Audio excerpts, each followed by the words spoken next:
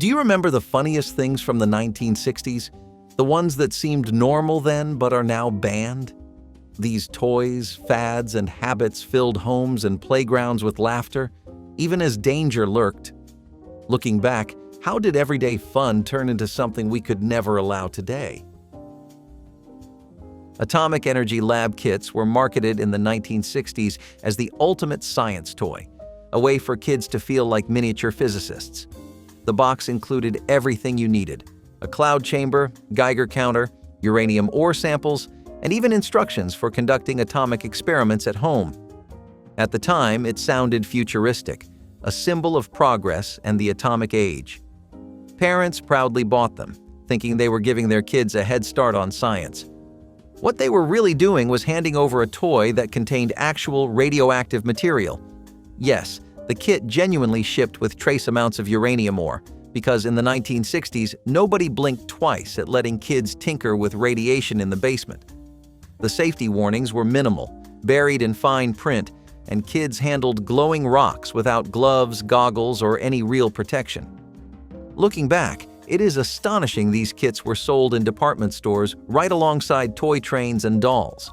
Teachers, parents, and even the companies themselves framed it as educational, but in hindsight, it was reckless at best. Still, for the kids who had one, there was something unforgettable about watching the Geiger counter click and spark as it passed over the samples. It was science class mixed with danger, the kind of thrill that made the 1960s unique. Eventually, public concern grew, and these kits were pulled from shelves, leaving behind one of the most shocking examples of what once passed for a toy. Today, the Atomic Energy Lab is remembered as both hilarious and horrifying, a banned relic of the atomic craze that proves just how wild the decade really was. Creepy crawlers. Original hot plate sets were every kid's dream and every parent's nightmare. The idea was simple: fill a metal mold with bottles of goo called Plastigoop, place it onto a miniature oven powered by an actual heating element, and watch as it baked into rubbery bugs, worms, and other creepy creatures.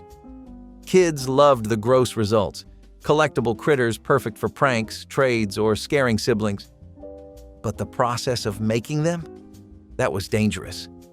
The ovens got blistering hot, reaching over 300 degrees, and kids stuck their fingers in constantly to check if their bugs were done. More than a few walked away with burned skin, melted carpet squares, and fumes strong enough to make eyes water. Parents complained, but the truth is, kids loved it precisely because it felt like a science experiment gone wrong.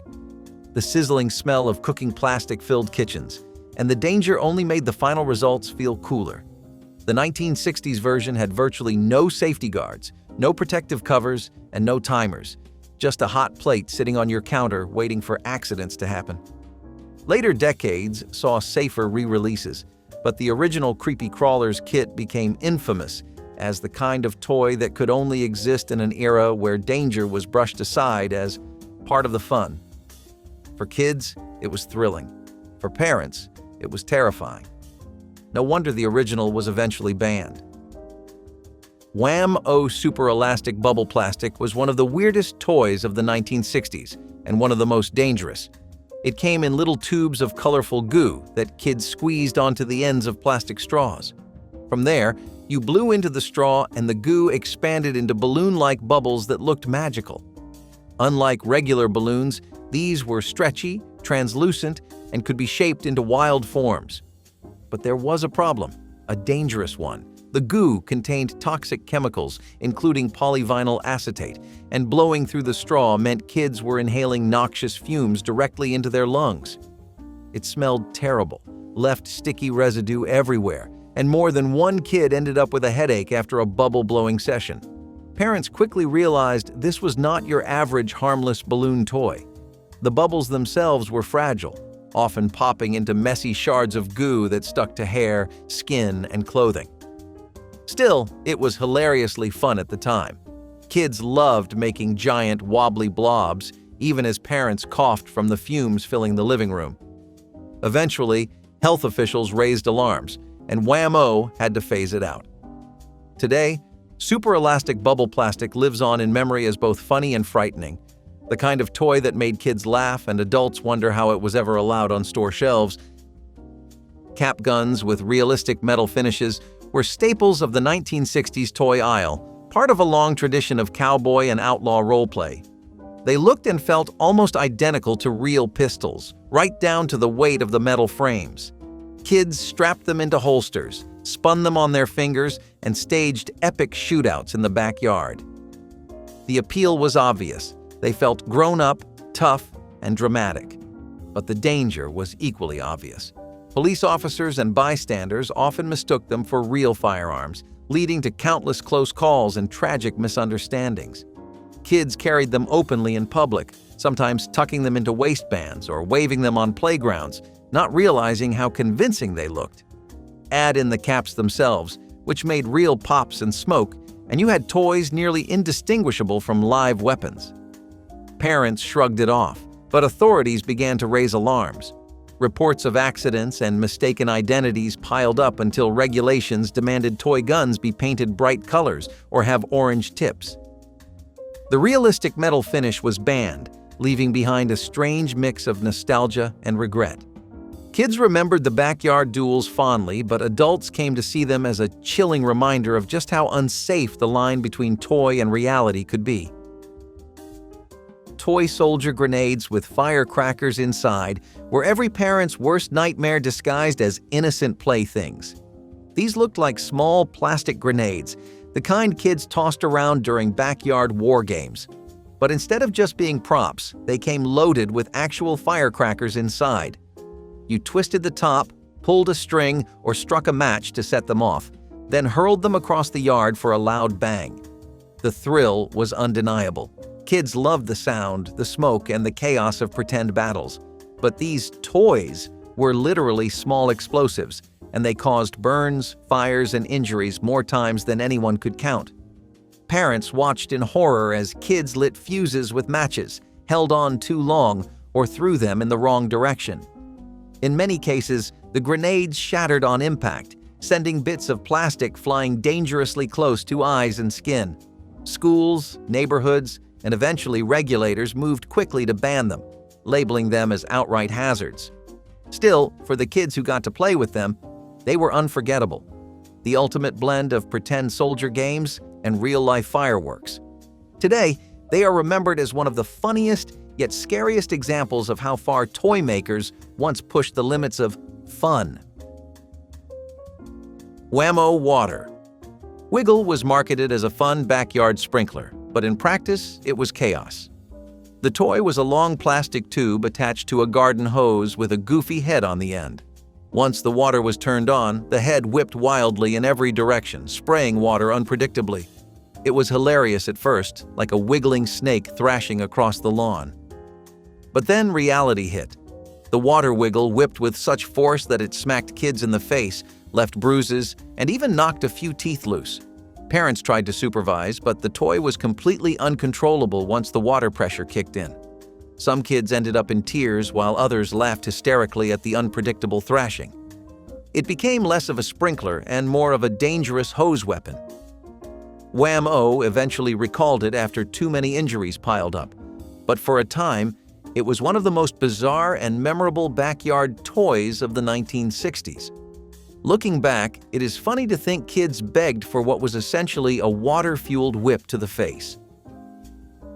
Children's chemistry kits with cyanide compounds sound like an urban legend, but they were very real in the 1960s. Marketed as junior science labs, these kits came with test tubes, beakers, powders, and liquids for at-home experiments.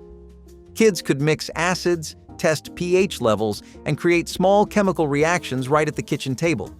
It seemed educational, futuristic, and impressive. But the truth was disturbing. Some kits contained genuinely hazardous substances, including cyanide salts, which were labeled only with small warnings and left in the hands of unsupervised children. The instructions encouraged kids to mix chemicals freely, often without gloves, masks, or any protective equipment. Parents thought they were buying educational fun, but what they were really doing was handing their children miniature poison labs. Reports of burns, poisonings, and toxic fumes became impossible to ignore, and regulators eventually cracked down. Still, for the kids who grew up with them, chemistry kits were unforgettable. They made you feel like a scientist, even if the risk was sky high. Today, they stand as one of the wildest examples of how far the 1960s pushed the idea of learning through play. Toy gun caps, made with real gunpowder, were another bizarrely dangerous product of the 1960s. These were tiny paper or plastic rolls of caps that you fed into toy revolvers and pistols. When struck, they ignited with a loud snap, a puff of smoke, and the unmistakable smell of gunpowder. For kids, it was thrilling. You felt like a real gunslinger. But the danger was obvious.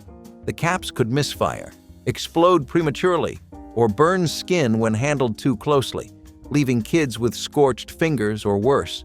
Some kids even set off whole rolls of caps with hammers, creating mini explosions in driveways and garages.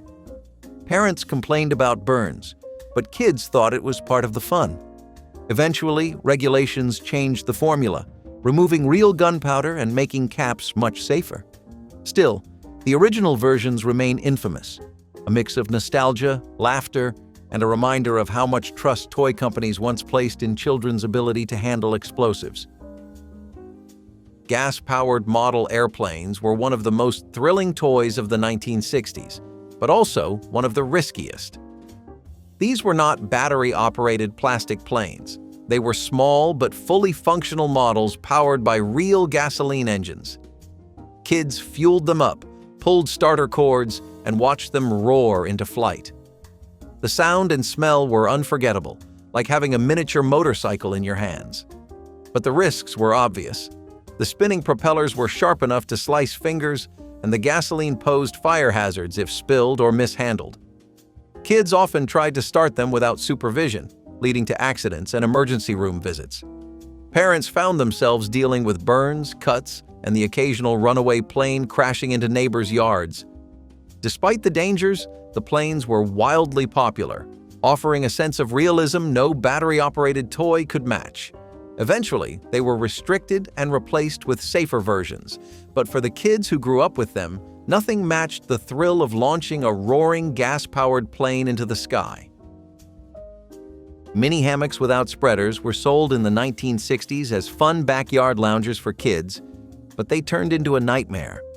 Unlike adult hammocks, these were narrow, net-style hammocks without wooden spreader bars to keep the net open. That meant they collapsed inward as soon as weight was applied. Kids climbed in, only to find themselves tangled in the netting. The biggest hazard came when their head slipped through the loose weave. Dozens of cases reported strangulation accidents as kids became trapped when the hammock twisted shut around their necks. Parents quickly realized the danger, and tragic reports led to recalls and bans. Still, for the kids who had them, they were oddly fun. You felt like you had your own little hideaway, even if it was risky. Today, mini hammocks without spreaders stand as one of the strangest banned products of the 1960s, a reminder that even something as innocent as a hammock can become deadly without proper design. Jungle gyms on concrete were the definition of 1960s playground danger. Forget mulch, rubber mats, or soft landing zones. Back then, your jungle gym was bolted straight into blacktop, or, if you were lucky, packed dirt. These towering steel structures looked like fun climbing cages, daring kids to scale as high as possible. But the higher you went, the harder the fall. Broken arms, chipped teeth, and scraped knees were practically a rite of passage, and kids wore those injuries like badges of honor. Parents rarely hovered nearby. They just shrugged when kids came home covered in bruises. The bars themselves were blisteringly hot in summer, freezing cold in winter, and often rusty from years of wear. Still, nothing compared to the thrill of reaching the very top and looking down on the whole playground like a king or queen. Safety standards simply were not part of the equation, and the jungle gym became both a source of pride and a constant hazard. Eventually, regulations demanded softer surfaces, padded materials, and lower structures. But for those who grew up in the 1960s, the memory of hanging from monkey bars over solid concrete is equal parts terrifying and hilarious. It is the kind of playground hazard that could only exist in that era. Playground seesaws without safety stops were a special kind of chaos. Kids would climb on opposite ends of a long wooden plank and take turns bouncing each other up and down. Sounds innocent, right? Not in the 1960s. Without rubber stoppers or any sort of safety mechanism, each bounce sent one kid slamming into the ground with bone-rattling force. It was less like play and more like a physics experiment in controlled violence. The heavier kid always had the advantage, sending the lighter kid airborne before slamming them down like a sack of potatoes. Sometimes, a prankster would jump off mid-ride, leaving the other kid to crash painfully to the ground. Teachers yelled, parents warned, but kids lined up anyway, eager for another round of punishment disguised as fun. Splinters, bruises, and sometimes worse were inevitable, yet kids could not get enough of the adrenaline rush. Modern seesaws now have springs and padded stops, but they lack the raw, dangerous thrill of the originals. Looking back, it is hard not to laugh at how much joy came from what was essentially an accident machine bolted to the playground. Playground giant spinning wheels were like carnival rides stripped of all safety features. Picture a massive metal wheel with bars inside, mounted on a pivot so kids could climb in and spin as fast as possible. Once the bigger kids got it going, the whole contraption blurred into a dizzying whirl. It was exhilarating until it flung you off like a rag doll. Bruised elbows, knocked out teeth, and even concussions were part of the experience, but somehow kids always went back for more. Hanging on was nearly impossible once the speed picked up, and more than one kid found themselves sprawled in the dirt after being ejected. Teachers tried to regulate how fast kids spun it, but that just made kids push harder. The sound of squealing metal mixed with squealing children was a staple of 1960s recess. It was less about playing and more about surviving. Eventually, safety inspectors realized these wheels were lawsuits waiting to happen, and most were removed from schools. But for those who remember them, they were the ultimate test of courage, and proof that in the 1960s, even playground equipment doubled as a contact sport. Real darts marketed for kids indoors were as reckless as they sound. These were not lawn darts. These were actual sharp, metal-tipped darts sold alongside miniature dartboards for kids' bedrooms. Parents saw them as a way to encourage hand-eye coordination, maybe even family fun. In reality, they were more like weapons disguised as toys. Kids missed dartboards constantly, embedding darts into walls, furniture, or, worse, each other. One slip of the hand, and suddenly your sibling had a dart sticking out of their arm or leg. Parents patched up cuts, shook their heads, and hung the dartboard back up. Companies leaned on the game of skill angle, but anyone who grew up with them knows they were really just accidents waiting to happen. Over time, safety advocates pointed out the obvious, and these sets were banned for children. Still, the memory of hurling actual darts indoors remains both hilarious and horrifying. It is hard to imagine any parent today handing their child a sharp projectile and saying, "Have fun in your room." But in the 1960s, that was just another Tuesday. Plastic shrink art, pre-Shrinky Dinks, was an early version of a craft toy that seemed harmless but was anything but. Kids were given thin sheets of plastic, markers, and scissors, then told to design shapes and bake them in the oven. The heat shrank the plastic into small, hardened versions of the drawings, leaving kids with keychains or trinkets. On the surface, it was genius, cheap, creative, and interactive. But then came the danger. The plastic gave off toxic fumes when heated, filling kitchens with a chemical smell that lingered for hours. Kids often leaned too close to the oven, inhaling it directly, while parents tried to air out the house. The results were cool, but the process felt more like a hazardous science experiment than an art project. Later versions became safer and wildly popular, but the 1960s original stood out for its complete disregard of health risks. Kids loved it anyway, proudly showing off their warped plastic creations. Today, it is remembered as a banned relic that proved even arts and crafts could be dangerous in the 1960s. Whammo trackball with hard plastic balls was marketed as an energetic game of catch with a futuristic twist. Kids used curved plastic rackets to launch and catch a hard plastic ball that flew farther than a normal throw. The idea was to make catch more exciting, more competitive. The problem was that those heavy balls could reach speeds that no one was ready for, especially in small backyards. One wrong angle, and you were either chasing it through the neighbor's window or nursing a welt on your arm. Somehow, this only made the game more exciting. And it worked. Balls sailed across backyards and playgrounds at incredible speeds.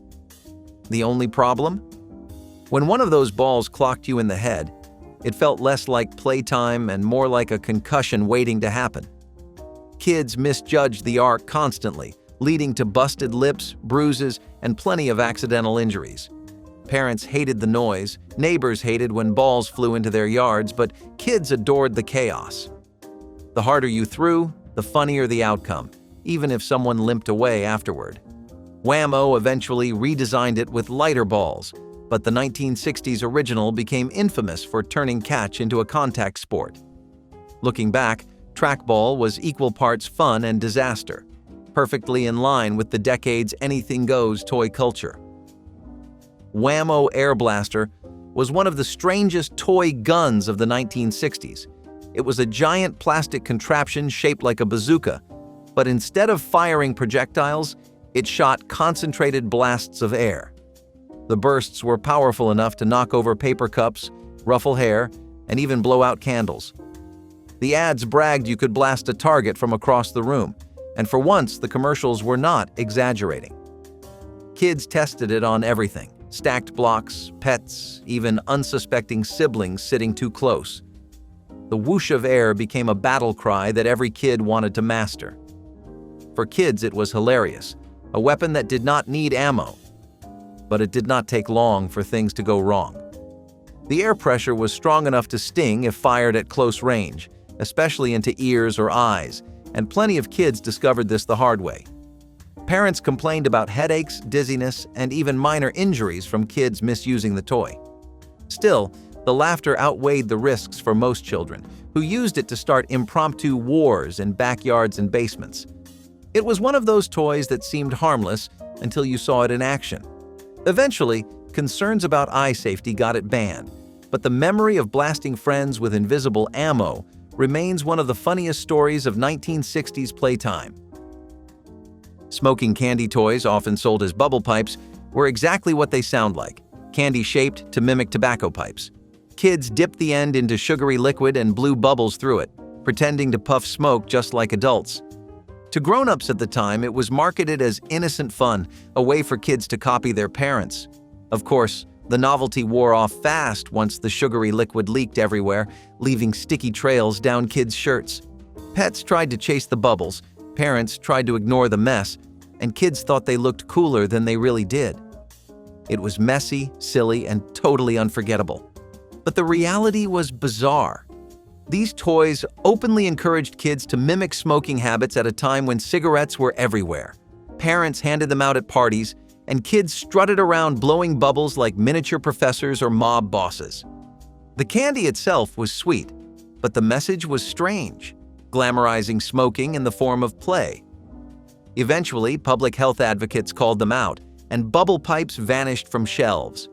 Still, they live on in memory as one of the quirkiest and funniest banned candies of the 1960s, a relic from a time when imitation was considered play, no matter how questionable the role model. Cigarette candy boxes took the concept one step further. Instead of pipes, kids got candy packaged to look exactly like cigarette packs. Open the box, pull out a thin stick of bubble gum or sugar candy, and hold it just like an adult would with a cigarette. Playgrounds became full of kids leaning against walls, puffing fake smoke, and trying to act tough while chewing on sugar sticks. The ritual of tapping the pack, sliding one out, and pretending to light up made it feel like a performance. For kids, it was less about candy and more about copying the coolest grown-up habits. Some even had powdered sugar inside, so when you blew on them, a puff of fake smoke came out. It was candy, yes, but it was also blatant training for smoking habits, something that feels shocking today. At the time, it was seen as cheeky, even charming, a way for kids to feel grown up. But parents started to realize that letting kids practice smoking might not be the healthiest idea. By the end of the decade, schools and health groups pushed for bans. For the kids who grew up with them, though, candy cigarettes were unforgettable. They were delicious, rebellious, and ridiculously funny. A perfect example of the 1960s sense of humor colliding with common sense. Toy cigarette lighters were the final piece of the smoking-themed toy craze. These novelties looked exactly like adult lighters, often shaped like shiny chrome Zippos or colorful disposables. Kids loved flipping them open, clicking them, and pretending to light up just like their parents. The spark mechanism was the part that thrilled kids the most. It made a loud click and sometimes even produced sparks. But that thrill also meant plenty of burned fingertips, scorched rugs, and one too many small fires. The toys straddled the line between playful and reckless in a way only the 1960s could. Some even sparked tiny flames, turning pretend play into something genuinely dangerous.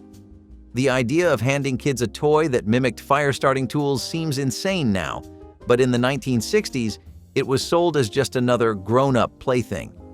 Accidents were inevitable, from scorched fingers to actual fires started in bedrooms. Parents eventually drew the line, and toy lighters disappeared quickly under pressure from safety advocates. But for the kids who had them, they were unforgettable, funny, reckless, and bizarrely empowering.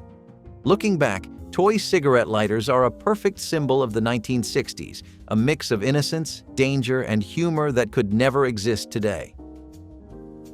Toy cigarette vending machines were one of the strangest novelties of the 1960s. These mini machines looked just like the real thing you would see in diners, bars, or hotels. Shiny metal levers, fake brand logos, and slots to pull out. Instead of real cigarettes, they dispensed candy sticks or bubblegum smokes. But the illusion was clear. Kids were playing at being adult smokers. At the time, no one thought twice. Kids lined them up in bedrooms, dropped in coins, and pretended to buy a pack just like mom or dad did, giggling while they strutted around with sugar sticks between their fingers. The candy was sweet, the machines were fun, but the message was bizarre. These toys were marketed as glamorous, as if kids should practice the motions of a lifelong habit. Parents bought them without hesitation, thinking it was all innocent fun. Today, it seems shocking that toy companies so openly mimicked adult vices for children. Eventually, public health campaigns and stricter advertising rules pushed these vending machine toys off the shelves. Still, for those who grew up in the 1960s, they remain an unforgettable symbol of a time when childhood and adult habits overlapped in the strangest ways. Car dashboards. Without seatbelts were an unspoken hazard every 1960s kid remembers. Back then, cars had no airbags, no padded interiors, and often no seatbelts at all. Kids piled into the front seat, kneeling, standing, or sliding across the slick vinyl while the car rolled down the road. Parents did not think twice. They just reached out an arm at sudden stops, the famous mom arm seatbelt. Every bump in the road turned the dashboard into a launch pad, and more than one kid remembers hitting it face first on a sudden break. Cars were big, heavy, and unforgiving, yet childhood joyrides were considered normal family bonding. Kids fought over who got the best view by standing in the middle, completely unaware of how dangerous it was. Looking back, it is unbelievable how casual families were about safety. Laws eventually made seatbelts mandatory, changing the experience of car rides forever. But for kids of the 1960s, the memory of bouncing freely around the car, laughing one second, slamming into the dash the next, remains equal parts hilarious and terrifying. Vacuum ashtrays for the car were a modern accessory that now seems ridiculous. These gadgets plugged into the cigarette lighter and worked like tiny vacuums, sucking ash and cigarette butts into a little canister. They were marketed as innovative, even hygienic, keeping cars clean while parents puffed away. But here is the catch. Everyone in the car, kids included, was trapped in a rolling smoke box. Cigarette smoke filled the seats, the upholstery, and the lungs of every child stuck in the back, coughing through the haze. Ads made them seem futuristic, the perfect gift for the smoking driver. In reality, they normalized smoking even further, making it not only acceptable, but tidy. For kids, It meant long car rides with the windows rolled up and no escape from the smell. Eventually, society shifted, and smoking in cars with children became not only frowned upon, but, in some places, illegal. Looking back, the absurdity of a device designed to make smoking more efficient inside a car is both funny and a little shocking. It is a reminder of just how much daily life revolved around cigarettes in the 1960s. Car ashtrays with built-in toys might sound like satire, but they were real. Automakers in the 1960s often installed elaborate ashtrays in cars, complete with chrome covers, flip lids, and even decorative designs. Some clever marketers took it further, creating novelty ashtrays with little toy features, spinning tops, figurines, or even small games kids could fiddle with. The idea was to make the ashtray fun while parents smoked up front. The result was kids playing with objects filled with cigarette ash, ashes, and sometimes still smoldering butts. To a modern parent, that sounds horrifying. But in the 1960s, it was brushed off as harmless entertainment. Kids in the back seat would flip lids, spin toys, or pretend the ashtray was a secret storage box. It was all part of the car culture of the time, when smoking was everywhere and ashtrays were as common as cup holders are now. Eventually, cleaner, safer car interiors phased them out. Still, these bizarre combinations of play and smoking gear showed just how deeply cigarettes were woven into everyday life, and how oblivious adults were to the risks. Chemistry sets with open flames were another staple of the 1960s science-at-home craze. These kits promised to teach kids real experiments, complete with beakers, powders, and instructions for mixing mysterious chemicals. But many sets also came with an alcohol burner or open flame source, encouraging kids to light fires in their bedrooms or basements. Parents saw it as educational, a way to spark curiosity about science. The reality? Pure danger. Spilled alcohol, singed hair, and melted plastic were common, as kids tried to experiment like real scientists without any safety gear. Some sets even included flammable or toxic substances, making the combination of fire and chemicals even riskier. Kids loved it. The thrill of fire plus science felt like real mad scientist fun. Parents tolerated the smoke, the burns, and the occasional scorch marks on tables because it was educational. Eventually, regulations forced toy companies to replace burners with safer alternatives, but the memory of mixing strange powders over an open flame is unforgettable. For many, it was the first time they learned how exciting and dangerous chemistry could be. Buzz Lightyear with pop-out wings seemed like the perfect movie tie-in toy. Straight out of Toy Story, this action figure came with spring-loaded wings that shot out at the push of a button. Kids everywhere strapped him onto their belts or launched him into mid-air battles. The wings were powerful enough to snap open with a thwack that startled anyone nearby. Friends learned to keep their distance when someone pressed the button, because you never knew where the plastic tips would fly. Getting hit hurt. But somehow it also made the toy feel more real. But those wings? Less to infinity and beyond, and more straight into someone's eye. The sharp plastic tips snapped open with enough force to leave scratches, bruises, and a few trips to the emergency room. Parents were horrified. Kids thought it made him cooler. You never forgot the first time a Buzz Lightyear wing smacked you across the face. Painful, but unforgettable. Eventually, redesigned versions softened the danger, but the original became infamous for turning playtime into a contact sport. For all his heroic charm, Buzz Lightyear ended up being one of the funniest banned hazards of the 1990s toy shelf. Koosh balls were proof that sometimes the simplest toys are the most addictive. These were just rubber balls made up of hundreds of stretchy strands that exploded out from the center like colorful fireworks. They were soft, squishy, and perfect for tossing around without breaking anything, but they also had a knack for getting stuck in the strangest places. Ceiling fans, tree branches, lockers, even tangled in a classmate's hair. That was half the fun. The strands made a distinctive whoosh sound when thrown, and catching one felt oddly satisfying as the rubber strands collapsed into your palm. Teachers hated them because kids could not resist bringing them into classrooms, flicking them around when they should have been paying attention. They came in neon colors that screamed 1980s, making them just as much a fashion accessory as a toy. Koosh balls were simple, silly, and endlessly entertaining, a reminder that sometimes all you need is a handful of stretchy rubber to make a memory. Stretch Armstrong was every kid's first lesson in pushing limits. At first glance, he looked like an ordinary blonde-haired action figure in wrestling trunks. But once you grabbed his arms and started pulling, the magic began.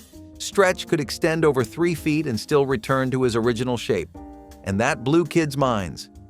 In a decade filled with rigid plastic toys, Stretch was soft, heavy, and squishy. A living stress ball you could battle, bend, and battle again. Every child who had one eventually asked the same question: how far can he go before he breaks?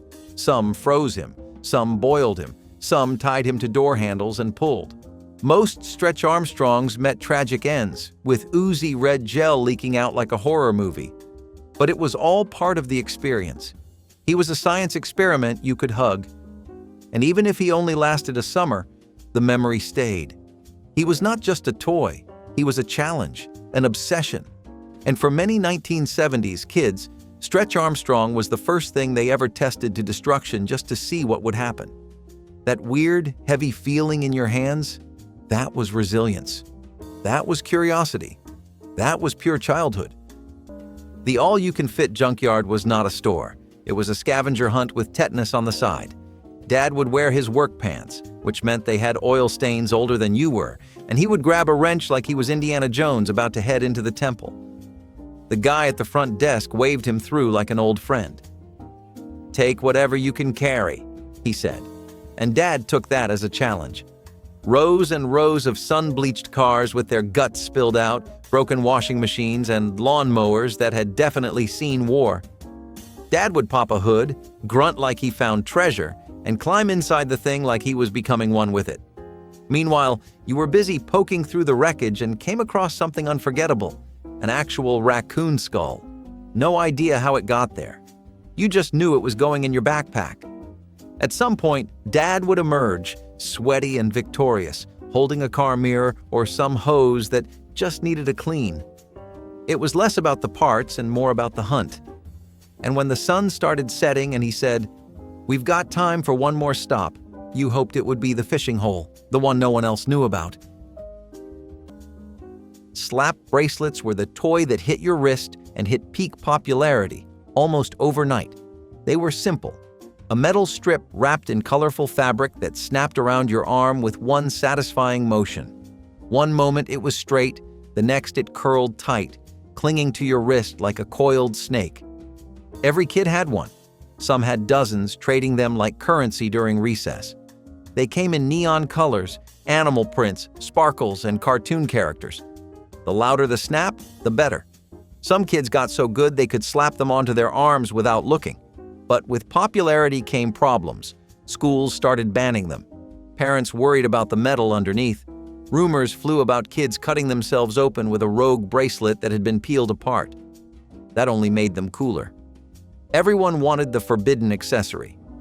Teachers tried to confiscate them, but they always found their way back into backpacks and onto arms. Slap bracelets were fun, fast, and a little dangerous, just enough to feel rebellious. They were not just toys.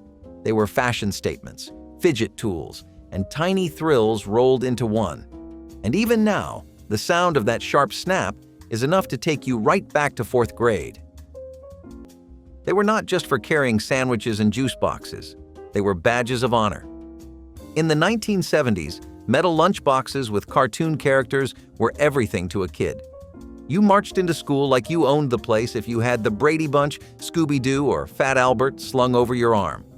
They clanged when you walked, chipped when you dropped them, and smelled like peanut butter forever.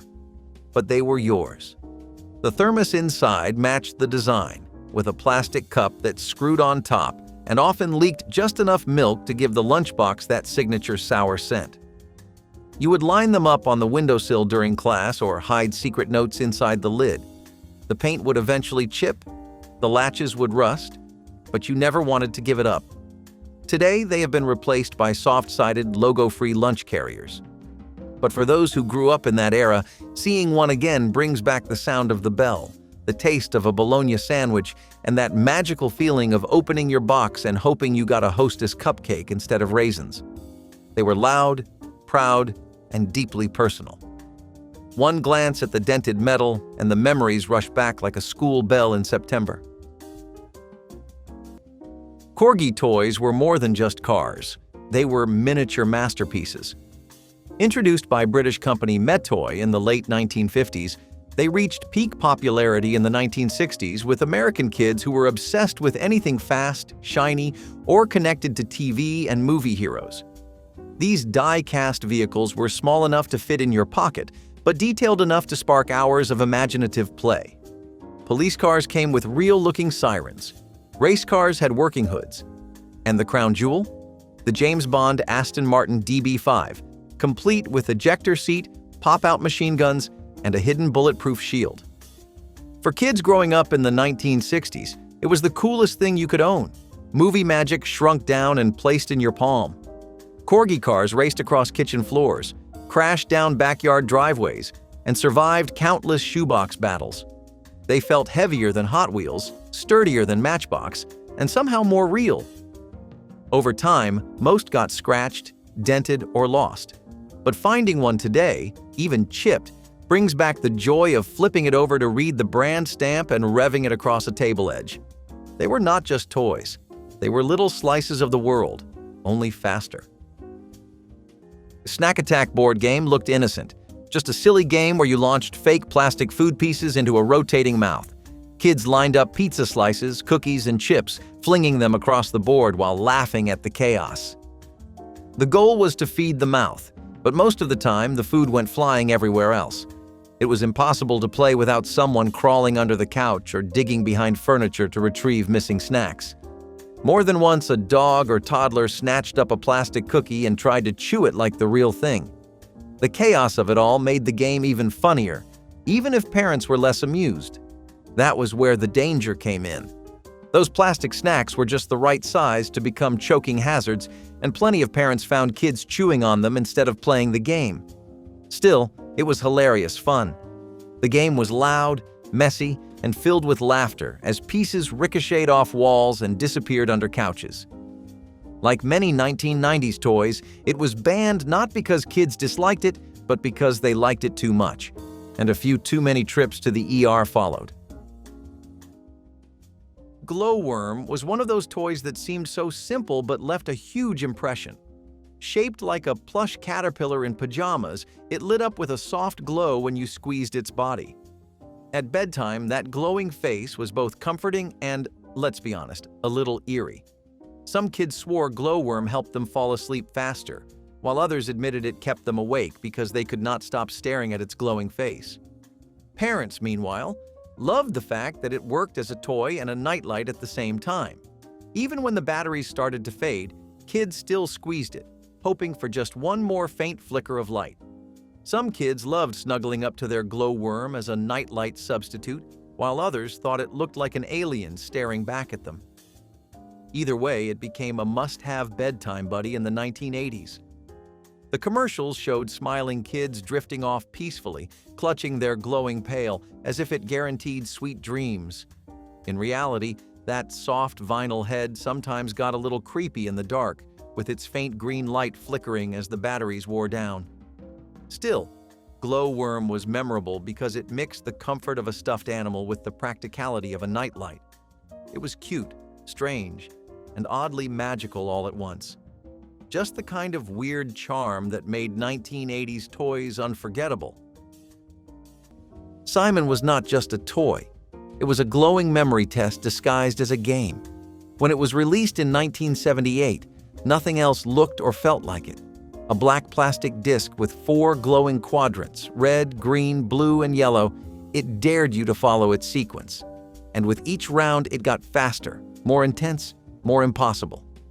Kids gathered in basements and bedrooms, fingers trembling above the buttons, desperate to keep up with the hypnotic pattern. The sounds were etched into memory: high, low, sharp, hollow. Each note meant triumph or failure, Losing meant watching that smug little light flash mockingly while your friends laughed or groaned. But beating a high score? That was legendary. There was no screen, no joystick, just lights, sounds, and your ability to focus like a laser. In a world that often felt loud and chaotic, Simon forced you into silence, into pure attention. And for that moment, you were in control. You were brilliant. You were winning. It was like mastering a secret code no adult could understand. Simon was not just a game you played. It was a game that judged you. And in the late 1970s, that was the closest most kids got to feeling like they were living in the future. It was not advertised. It was not even on a main road. Just a crooked wooden sign and a driveway that dipped behind an overgrown hedge. But if Dad tapped the wheel twice and said, "Here we are," you knew it was magic. The model train store in the back of someone's garage was no bigger than a single-car stall, but inside, it felt like a kingdom. Shelves were packed to the rafters with tiny train cars, tracks, tunnels, even tiny trees with even tinier squirrels. The air smelled like dust and old metal, the kind of smell that never leaves your coat. You would lean in to watch the train circle a miniature mountain range while Dad made small talk with the gray-haired man in suspenders, who clearly ran the whole operation on nothing but love and nostalgia. "This one's from 1952, the man would say, handing Dad a coal car like it was a rare coin. You did not know what made it special. You just knew Dad's eyes lit up in that way he saved for fishing trips and baseball games. It was not just a store. It was a secret clubhouse for grown men who still believed in toy engines and pretend towns. And if you think that was charming, wait until you smell what comes next. Free popcorn at the furniture store. Over-the-top hairdos in the 1980s were less about style and more about spectacle. To get that perfect towering poof or side-swept shell, you needed a can of hairspray in one hand and a teasing comb in the other. Some mornings, the bathroom turned into a construction site. Hair was sprayed, scrunched, fluffed, and frozen into place like a sculpture that dared not move. Mousse was slathered on like sunscreen, followed by heat from a curling iron so hot it could leave permanent dents in your bangs. It was a daily battle between gravity and vanity usually won. The bigger the hair, the closer to cool. Class photos from the decade show clouds of bangs, mile-high ponytails, and helmets of blonde that could survive a wind tunnel. Everyone walked around smelling faintly of aerosol. Some kids were practically flammable, but at the time, it was worth it. You judged your popularity by the size of your bangs. A flat head was social suicide. Looking back now, it seems absurd, but for those who lived it, there was no higher compliment than being told your hair looked totally rad. That it was wrapped in thick, crinkly plastic, not soft, not breathable, just clear, sticky protection against the sins of children, pets, and snack time. You would sit down and instantly stick. Every move made a noise. In summer, it was a trap. In winter, it was a slide. But that plastic was sacred. It kept the real fabric safe. Underneath was often a scratchy floral print, untouched for years. No one knew what it felt like, because the covers never came off. Guests, family, even pets were expected to obey the rule. Plastic only. It was like sitting on a giant sheet of packing tape. Every fart noise was unintentional. Every moment slightly uncomfortable. But the goal was clear: preserve the couch forever. And it kind of worked. Some of those covered sofas are still around, still spotless under their shiny armor. Looking back, it seems excessive. Hilarious, even. But in a time when furniture was an investment and messes were constant, plastic covers made sense. Strange sense, but sense all the same. They were a part of the home, for better or stickier. In 1976, the Mr. Bucket game was supposed to be wholesome fun, but it turned into pure chaos. This battery-powered toy waddled around spitting colorful balls out of its mouth while kids scrambled to scoop them back in. It was loud, unpredictable, and endlessly funny. The jingle from the commercial, "Put your balls in my mouth, Mr. Bucket," only made the toy more infamous, with parents shaking their heads while kids laughed uncontrollably. The frantic chase around the living room always ended with someone slipping, tripping, or getting smacked in the face by a flying ball. The toy's maniacal grin and constant spitting turned what should have been a simple game into a slapstick disaster. But the real catch? Mr. Bucket had terrible aim. Those plastic balls often shot straight into kids' faces, causing more tears than giggles. The balls rolled under furniture, across kitchens, and out the door before anyone could catch them. Parents hated the noise, kids loved the madness, and the whole thing felt like playing fetch with a drunk robot. Commercials made it look like family-friendly fun, but real-life gameplay was just kids diving across the floor while Mr. Bucket cackled and spat balls everywhere. For a toy designed to entertain, it had a special talent for causing absolute mayhem. Glow Friends were like the softer, sweeter cousins of Glow Worm. Instead of one glowing plush, you had a whole collection of little bug-shaped toys that lit up in the dark. Fireflies, ladybugs, and caterpillars became nightlight buddies, glowing faintly after being charged up under a lamp or flashlight. Kids often tucked them into their pillows, convinced the glowing little bugs would guard them through the night. Parents liked that they were small, inexpensive, and easy to collect, which made them perfect stocking stuffers.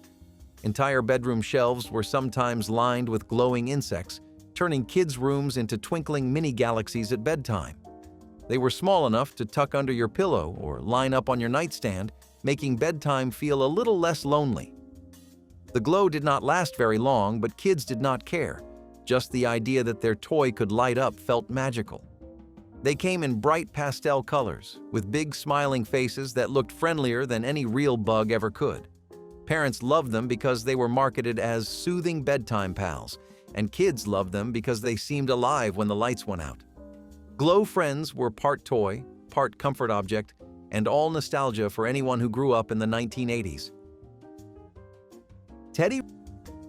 Before the Marvel Cinematic Universe, before endless superhero reboots, there were the Super Friends, a team of caped crusaders who met at the Hall of Justice every Saturday morning to fight crime and teach morals along the way.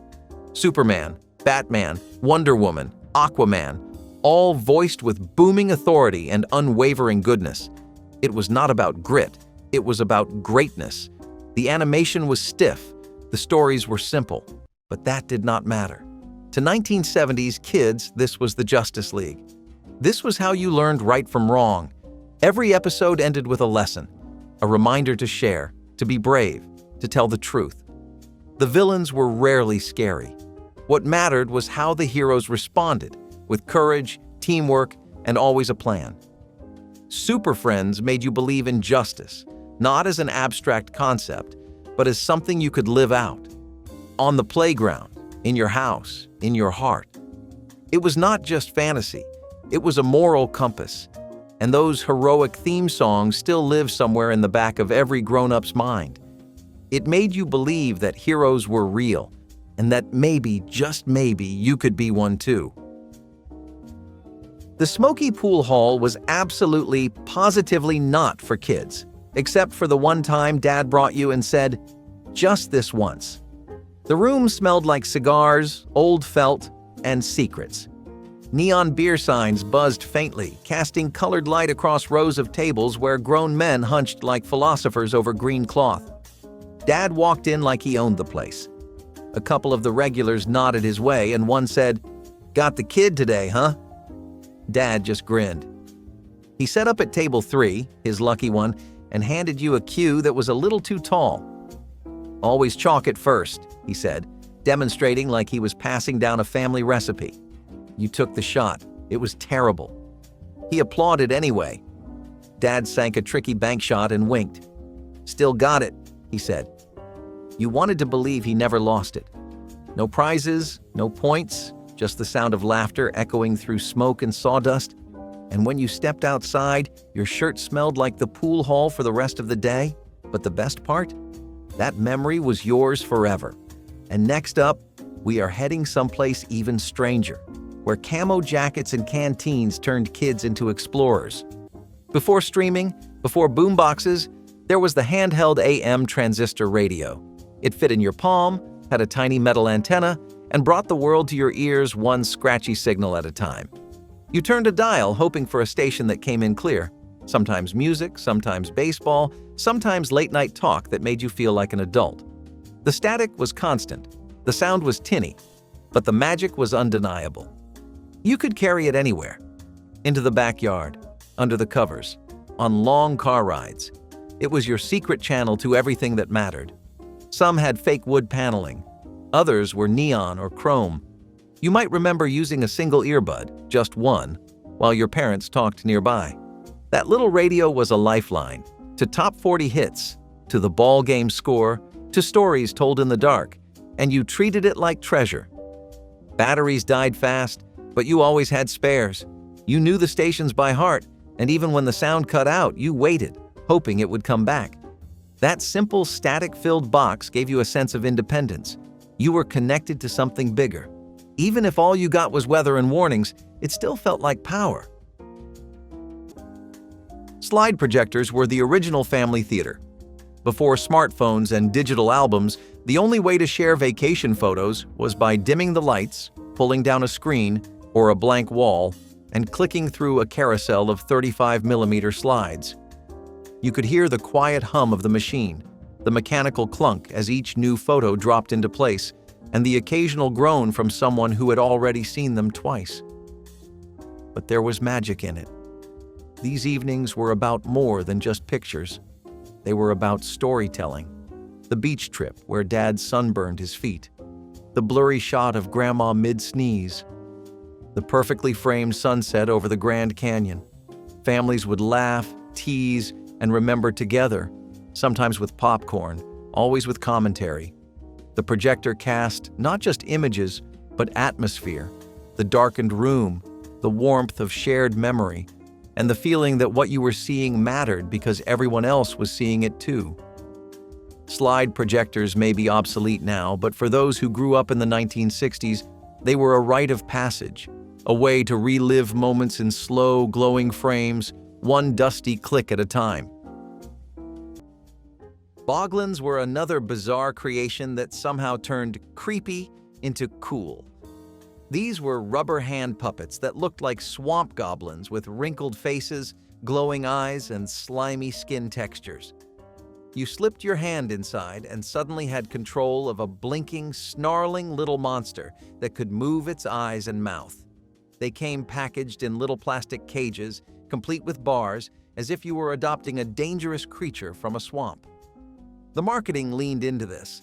It was all about unleashing something wild and mischievous. Kids loved using them to freak out their siblings or scare the family cat. The rubber was thick and flexible, giving the puppets a surprisingly realistic range of motion, which made them feel alive in your hands. The commercials promised they were not just toys.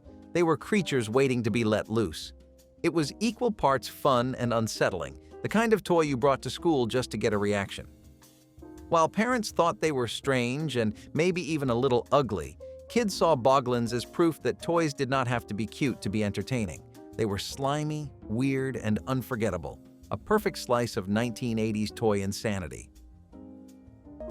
Easy Bake ovens in their 1990s version continued the tradition of tiny kids' ovens powered by little light bulbs.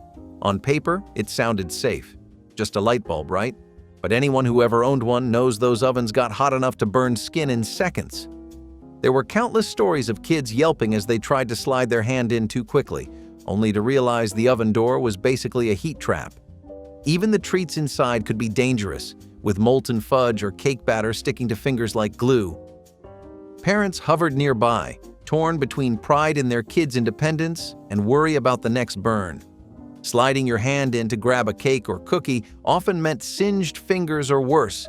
There were even cases where kids' fingers got stuck inside, leaving them trapped against the hot interior until parents rescued them.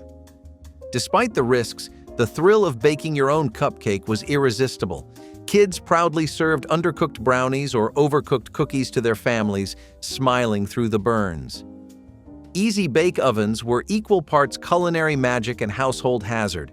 They might have caused pain, but they also created some of the funniest and most nostalgic kitchen disasters of the decade. Sesame Street was not just a television show. It was the first place where kids saw their world reflected back in bright colors and warm voices.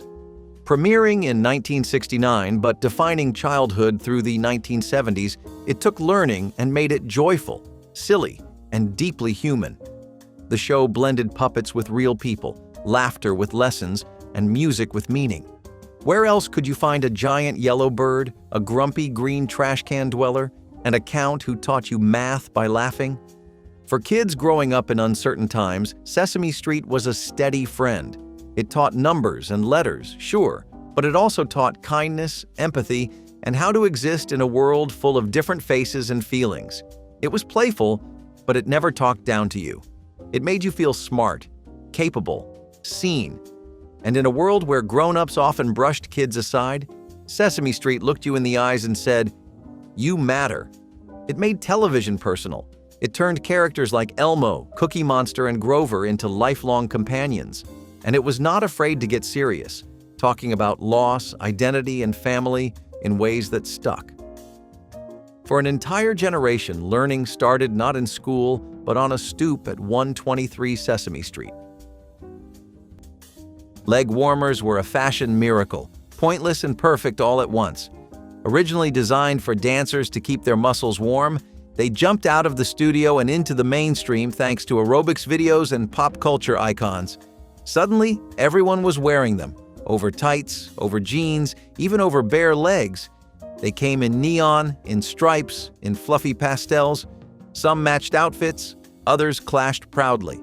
And they served no actual purpose unless you were stretching at a bar or leaping across a dance floor. But no one cared. Leg warmers made you feel like you were part of something glamorous and athletic, even if the closest you got to working out was lifting a hairbrush to lip sync in the mirror. Schools were filled with rows of students rocking scrunched-up fabric around their shins. Some slouched them just above the ankle. Others pulled them high like woolly socks from the future. They were soft, they were cozy, and they were everywhere. Looking back, they might seem silly, but they were fun, expressive, and totally 1980s. And for a few years, they made everyone feel like a star in their own low-budget dance movie. In the 1970s, getting a TV signal felt like summoning the spirits. You did not just turn on the television and sit back, you had to work for it. That meant rabbit ears. That meant stretching, adjusting, and holding metal rods in every direction. And when the fuzz would not go away, there was only one solution: tinfoil. It crinkled, it sparkled, and somehow it worked. Wrapped like a desperate science experiment, your television antenna became a sculpture of hope and frustration. You might remember your sibling being the designated antenna holder, standing on one leg, arm raised, frozen in place while the rest of the family watched.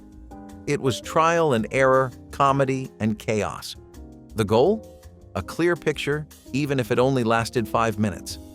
There were always threats not to move, begging someone not to breathe too hard, cheering when the static cleared, booing when it came back. It was not just about the picture, it was about the ritual, the teamwork, the sacrifice.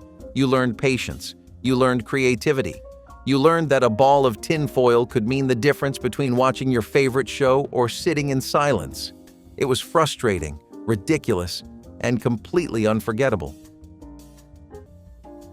If you laughed, cringed, or remembered a scar from these banned 60s toys, drop your wildest memory in the comments, give this video a thumbs up, and hit subscribe so you do not miss the next trip down memory lane.